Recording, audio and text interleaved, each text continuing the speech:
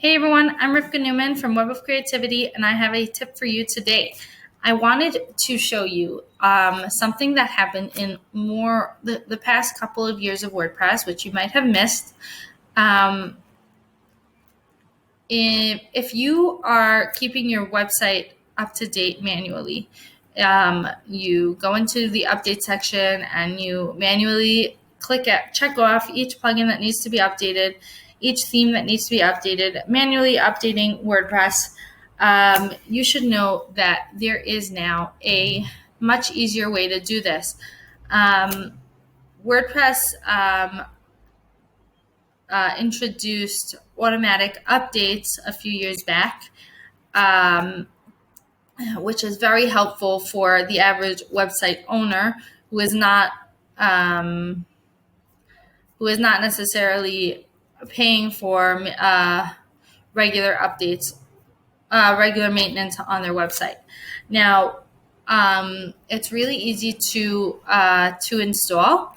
You just go into your plugins page, and if you see here on the right side, you can select to enable automatic updates, and you can disable them. You can also bulk action, enable or disable automatic updates. Now, automatic updates is not something to take lightly. You should make sure that it's the right decision for you. If your website is very complicated, you might want to do it manually, because very often when you are updating plugins, not very often, it happens sometimes. Sometimes when you update a plugin, it could cause a conflict with another plugin, and you'll have to troubleshoot which plugin is causing the conflict, and then get it fixed. So enabling auto updates is a good idea if you are not going to remember to be on top of updating your website, because having out-of-date plugins is a security risk for your website. So WordPress actually sends you an email after every time they automatically update. Every time they automatically update your plugins or themes, they will send you, the website administrator, an email. So these plugins were automatically updated.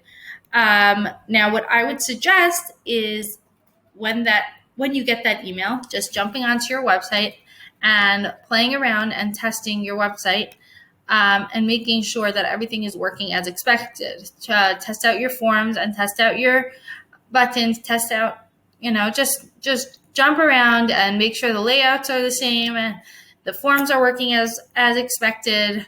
And if not, if you do find an issue, you have to go into troubleshooting. You have to, the best way to do